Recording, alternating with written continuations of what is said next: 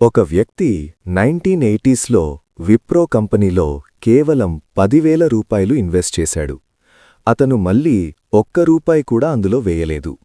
కాని దశాబ్దాల తర్వాత ఆ 10,000 రూపాయలు వందల కోట్లుగా ఎలా మారింది? కేవలం స్టాక్ ప్రైస్ పెరగడం వల్ల మాత్రమే కాదు, ఆ కంపెనీ తమ ఇన్వెస్టర్లకిచ్చిన ఒక అద్భుతమైన బహుమతి వల్ల. ఆ బహుమతే ఈరోజు మనం మాట్లాడుకోబోయే టాపిక్. ఒక అద్భుతమైన వ్యాపారం తనతో పాటు తన ఇన్వెస్టర్లని కూడా ఎలా పైకి తీసుకొస్తుందో చెప్పడానికి ఇదొక బెస్ట్ ఎగ్జాంపుల్. మీరు ఒక మంచి కంపెనీలో షేర్స్ కొన్నారంటే మీరు కేవలం ఒక కాగితం కొన్నట్టు కాదు, ఒక అద్భుతమైన బిజినెస్లో మీరు కూడా ఒక డిగ్నిఫైడ్ పార్ట్నర్ అయినట్టు. ఆ బిజినెస్ ప్రతి సంవత్సరం లాభాలు గడిస్తూ ఉంటే ఆ లాభాల్ని రకరకాలుగా తమ పార్ట్నర్స్కి అంటే షేర్ హోల్డర్స్కి పంచుతుంది. అలా పంచే ఒక గొప్ప పద్ధతే ఈ బోనస్ షేర్స్. అసలీ బోనస్ షేర్స్ అంటే ఏంటి? పేరు వినగానే మనకు ముందుగా గుర్తొచ్చేది ఆఫీస్లో ఇచ్చే దీపావళి బోనస్. కాని స్టాక్ మార్కెట్లో బోనస్ షేర్స్ అంటే వేరే మీనింగ్ ఉంది. ఒక కంపెనీ తన దగ్గర ఉన్న లాభాలని అంటే రిజర్వ్స్ని క్యాష్ రూపంలో కాకుండా అదనపు షేర్స్ రూపంలో తమ ఎగ్జిస్టింగ్ షేర్ హోల్డర్స్కి ఉచితంగా ఇవ్వడాన్ని బోనస్ షేర్స్ అంటారు. ఉదాహరణకి ఒక కంపెనీ 1:1 బోనస్ ప్రకటించిందనుకుందాం. అంటే మీ దగ్గర ఉన్న ప్రతి ఒక్క షేర్కి కంపెనీ ఇంకొక షేర్ని ఫ్రీగా ఇస్తుంది. మీ దగ్గర 100 షేర్స్ ఉంటే అవి 200 షేర్స్ అవుతాయి. వినడానికి చాలా బావుంది కదా, నా పెట్టుబడి ఒక్క రోజులో డబుల్ అయిపోయింది అనిపిస్తుంది. ఇక్కడ ఒక ముఖ్యమైన విషయం గమనించాలి. బోనస్ షేర్స్ వల్ల రాత్రికి రాత్రే మీ పోర్ట్ఫోలియో వాల్యూ డబుల్ అయిపోదు.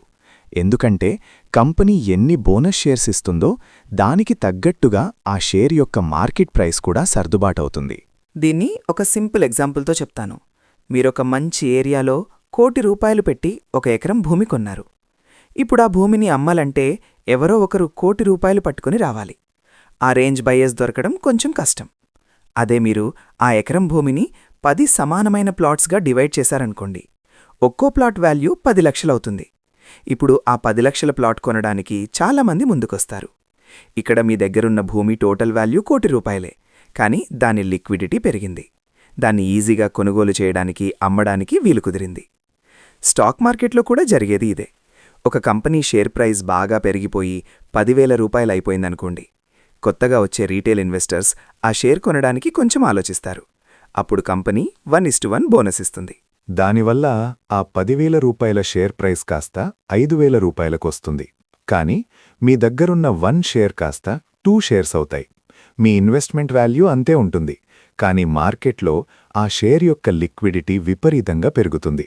తక్కువ రేట్కొస్తుంది కదా అని చాలామంది కొత్తవాళ్లు అందులో ఇన్వెస్ట్ చేయడం స్టార్ట్ చేస్తారు. మరి దీనివల్ల ఒక ఇన్వెస్టర్గా మనకు లాభమేంటి? ప్రైస్ సగమైనప్పుడు ఫ్రీ షేర్స్ ఇస్తే ఏంటి, ఇవ్వకపోతే ఏంటి అనే డౌట్ మీకు రావచ్చు. దీని వెనుక ఉన్న అసలు రహస్యమిది: కాంపౌండింగ్. ఈరోజు మీకొచ్చిన ఆ ఫ్రీ షేర్స్ భవిష్యత్తులో అద్భుతాలు చేస్తాయి. ఎలాగంటే, మంచి కంపెనీలు తమ లాభాల్లోంచి ప్రతి ఏటా డివిడెండ్స్ ఇస్తాయి కదా. డివిడెండ్ అనేది ఎప్పుడు మీ దగ్గర ఎన్ని షేర్స్ ఉన్నాయి అనేదాన్ని బట్టే ఇస్తారు, కానీ ఆ షేర్ ప్రైజ్ ఎంతుంది అనేదాన్ని బట్టి కాదు. ముందు మీ దగ్గర 100 షేర్స్ ఉండేవి. ఇప్పుడు బోనస్ వల్ల అవి 200 షేర్స్ అయ్యాయి. రేపొద్దున కంపెనీ ఒక్కో షేర్కి ₹10 డివిడెండ్ ఇస్తే మీకు 100 షేర్లకి కాదు, 200 షేర్ల మీద డివిడెండ్ వస్తుంది. ఆ తర్వాత కాలక్రమేణా మళ్లీ ఆ కంపెనీ మంచి లాభాలు సంపాదిస్తూ ఉంటే ఆ 5,000 రూపాయలకి పడిపోయిన షేర్ ప్రైస్ మళ్లీ పెరిగి 10,000 అవుతుంది. అప్పుడు మీ దగ్గర ఉన్న 200 షేర్ల వాల్యూ అమాంతం పెరుగుతుంది. ఇదొక మామిడి తోట పెంచినట్టు. చెట్టు కొమ్మలు విస్తరిస్తున్న కొద్దీ పండ్లు కూడా ఎక్కువొస్తాయి. ఆ పండ్ల ద్వారా వచ్చే లాభం కూడా సంవత్సరాలు గడిచే కొద్దీ పెరుగుతూనే ఉంటుంది. చాలామంది చేసే తప్పు ఏంటంటే, ఏదైనా కంపెనీ బోనస్ షేర్స్ అనౌన్స్ చేయగానే ఏదీ ఆలోచించకుండా బ్లైండ్గా ఆ షేర్స్ కొనేస్తుంటారు. ఫ్రీగా షేర్స్ వస్తున్నాయి కదా అని పనికిరాని కంపెనీల్లో పెట్టుబడి పెడితే ఆ ఫ్రీగా వచ్చిన షేర్కి వాల్యూ ఉండదు, మీ అసలు పెట్టుబడికి గ్యారంటీ ఉండదు. అందుకే ఒక ఇంటెలిజెంట్ ఇన్వెస్టర్గా మీరు ఈరోజు తీసుకోగలిగే 3 యాక్షనబుల్ స్టెప్స్ నేను చెప్తాను. మొదటిది, never by a stock just for the bonus. ఎప్పుడూ కూడా కంపెనీ యొక్క ఫండమెంటల్స్, వాళ్ళ బిజినెస్ మోడల్, వాళ్ళ ఫ్యూచర్ గ్రోత్ చూసి మాత్రమే ఇన్వెస్ట్ చేయాలి. వాళ్ళు మంచి లాభాల్లో ఉండి ఆ లాభాలని రిజర్వ్స్లో పెట్టి అప్పుడు బోనస్ ఇస్తుంటే అది నిజమైన సక్సెస్. ఆ కంపెనీలో మీరు ఇన్వెస్ట్ చేయొచ్చు. రెండవది, understand the dates. Bonus shares మీకు రావాలంటే ఆ కంపెనీ ప్రకటించిన రికార్డ్ డేట్ నాటికి మీ డీమ్యాట్ అకౌంట్లో ఆ షేర్స్ ఖచ్చితంగా ఉండాలి. అంటే మీరు ఎక్స్ బోనస్ డేట్ కంటే ముందే ఆ షేర్స్ని కొని ఉండాలి. మీరు షేర్స్ ఎప్పుడు కొంటున్నారు అనే ఈ డేట్స్ని ట్రాక్ చేయడం చాలా అవసరం. మూడవది, focus on the long term. Bonus shares యొక్క అసలు పవర్, ఆ మ్యాజిక్ మీకు తెలియాలంటే మీరు ఆ షేర్స్ని కనీసం 5 నుండి 10 సంవత్సరాలు హోల్డ్ చేయాలి.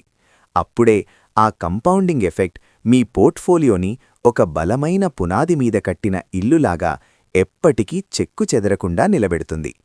సో అర్థమైంది కదా, బోనస్ షేర్స్ అనేవి కేవలం అంకెలు మార్చే ఒక అకౌంటింగ్ ట్రిక్ కాదు, ఒక స్ట్రాంగ్ కంపెనీ తన ఇన్వెస్టర్స్ పట్ల చూపించే ఒక నమ్మకం. మంచి ఫండమెంటల్స్ ఉన్న కంపెనీలను ఎంచుకోండి. లాంగ్ టర్మ్లో ఇన్వెస్ట్ చేయండి. ఒక వ్యాపారంలో భాగస్వాములుగా మీ వెల్త్ని క్రియేట్ చేసుకోండి. ఈ వీడియో మీకు నచ్చితే లైక్ చేయండి, మీ ఫ్రెండ్స్తో షేర్ చేయండి. ఇలాంటి మరిన్ని ఫినాన్షియల్ అప్డేట్స్ కోసం ఫిన్విరాజ్ని సబ్స్క్రైబ్ చేసుకోండి. జై హింద్.